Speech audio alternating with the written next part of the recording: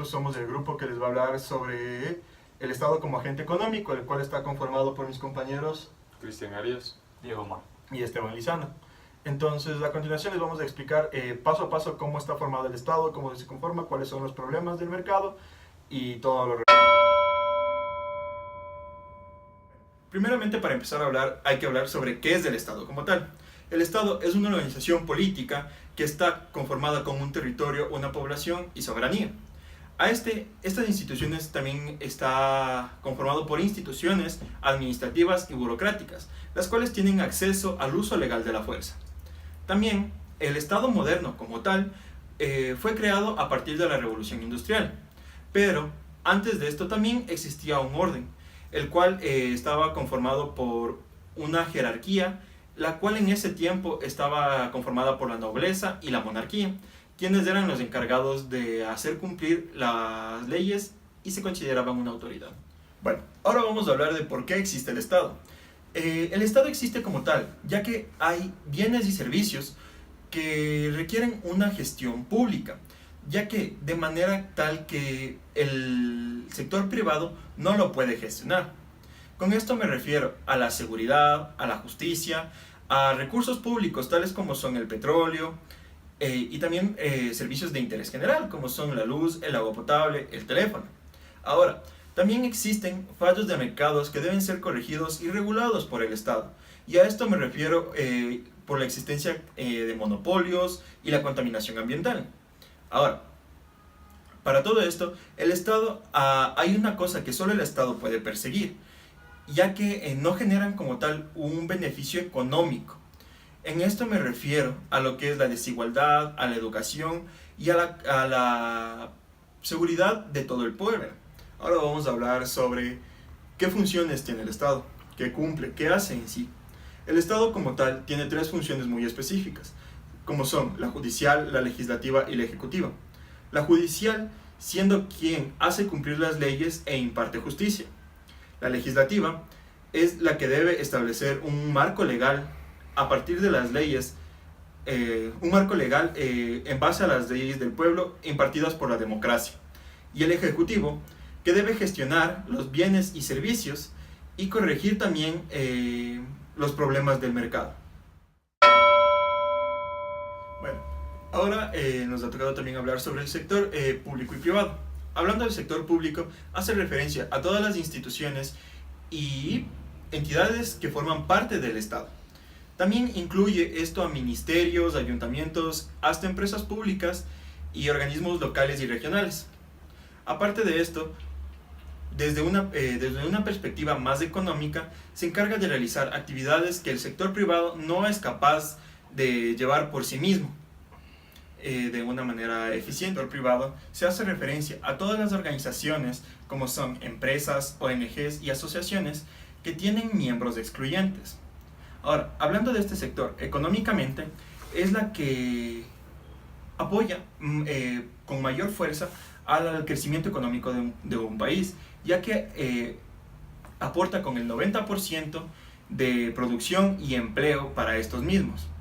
Como un ejemplo tenemos que una empresa tiene accionistas, una ONG, tiene afiliados y una asociación la cual está conformada por asociados y participantes. buenos días. Yo les voy a hablar sobre el tema los impuestos, las subvenciones y la regulación del Estado. Vamos a empezar por el tema de los impuestos. Los impuestos es un valor extra que se cobra a las empresas y en sí a todos los ciudadanos, a lo que nosotros le llamamos IVA. El IVA aquí en el Ecuador es del 12%. Y como ustedes habrán notado, en todo producto que se compre siempre van a tener este valor agregado del IVA, que es del 12%.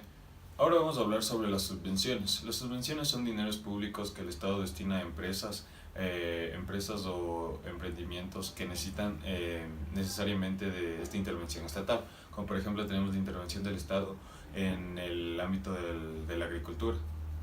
La regulación del Estado. La regulación del Estado hace referencia a la intervención del Estado en el marco jurídico legal y prácticamente a las reglas de juego. Por ejemplo, son las normas sanitarias, las normas de ética y deontológica, etc. Como por ejemplo aquí las industrias necesitan pasar un tipo de normas sanitarias para poder tener un funcionamiento legal. Ahora vamos a hablar sobre el sistema impositivo. El sistema impositivo tiene 4 tipos de principios, que son el principio judicial, el principio de certidumbre, el principio de comodidad y finalmente el principio de economía. Tenemos el principio judicial.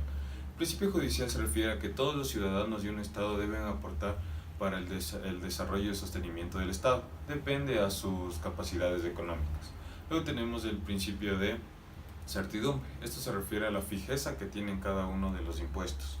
Luego tenemos el principio de comodidad. Aquí se refiere al tipo de comodidad que le da el Estado para que los contribuyentes paguen sus impuestos. Y tenemos el principio económico, que se refiere a que el rendimiento de los impuestos sea lo mayor posible. Clasificación de los impuestos. Los impuestos se clasifican en objetividad y dirección impositiva. En la objetividad tenemos los objetivos y los subjetivos. Los objetivos es cuando los impuestos se gravan a una persona independientemente de su situación personal. Y los subjetivos es cuando estos impuestos se gravan pero dependiendo de su situación personal. Ahora tenemos la dirección impositiva. Tenemos los directos y los indirectos. Los directos es cuando se gravan estos impuestos dependiendo de sus riquezas, de sus ganancias. Y tenemos los indirectos cuando se graban a una actividad en específico. Tenemos también los elementos del impuesto, que son el hecho imponible, el sujeto pasivo y el sujeto activo. En el hecho imponible, aquella circunstancia cuya realización está de acuerdo con la ley original a la obligación tributaria, como por ejemplo cuando se vende un bien, cuando se vende un servicio, tenemos que pagar este tipo de IVA. El sujeto pasivo es la persona natural o jurídica que está obligada a pagar este tipo de impuestos. Y tenemos el sujeto activo, que es la entidad o la administración financiera que realiza la administración de este tipo de contribuciones del IVA. Tenemos los elementos del impuesto, que son el tipo de gravamen, la cuota tributaria y la deuda tributaria. ¿Qué son el tipo de gravante? El tipo de gravante puede ser fija o variable, y es principalmente esto nos sirve para calcular lo que es el gravamen. Tenemos la cuota tributaria. La cuota tributaria es aquella cantidad que nos ayuda a calcular el gravamen para poder reducir nuestros impuestos. Finalizado esto, tenemos la deuda tributaria. Una vez realizadas todas las reducciones del gravamen, nos queda el valor final que tenemos que pagar de impuestos. Esa es la deuda tributaria. Tenemos también los tipos de impuestos, que son los impuestos proporcionales, el impuesto progresivo y el impuesto regresivo. En los impuestos proporcionales es cuando el porcentaje no es dependiente de la base imponible. En los impuestos progresivos es cuando la ganancia o la renta de nuestros bienes suben, obviamente los impuestos también tienden a subir. Cuando el impuesto es de carácter regresivo, nuestras ganancias o nuestra renta sube, el impuesto baja dependiendo de la base imponible. A continuación les voy a hablar sobre el déficit fiscal y la deuda pública. ¿Cómo se sostiene el Estado? El Estado necesita ingresos, impuestos, ventas de bienes y servicios de empresas públicas, para sostenerse e incurrir en gastos para realizar su actividad. Déficit público. Es la diferencia entre ingreso y gastos públicos. Cuando la diferencia es positiva, hablamos de superávit. Cuando la diferencia es negativa, hablamos de déficit. Deuda pública. Cuando el Estado no tiene suficientes recursos, es decir, presenta déficit, recurre a la deuda pública. La deuda es la emisión de títulos en los que el Estado se compromete a devolver el capital prestado con interés. Ingresos y gastos públicos. Los ingresos y gastos pueden clasificarse en función de la capacidad de obtención en siguientes periodos: permanentes y no permanentes. Ingresos corrientes. Serán los impuestos y tasas que, aunque cambien año a año, siempre se recaudan.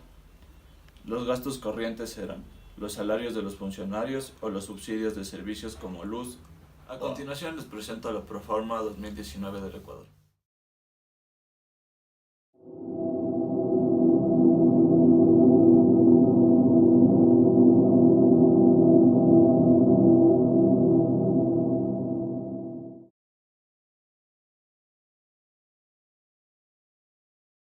Por deuda pública o deuda soberana se entiende al conjunto de deudas que mantiene un Estado frente a los particulares u otros países. Cuanto mayor es una deuda, mayor es la dificultad para que esa entidad pueda saldar la deuda. Caso Ecuador.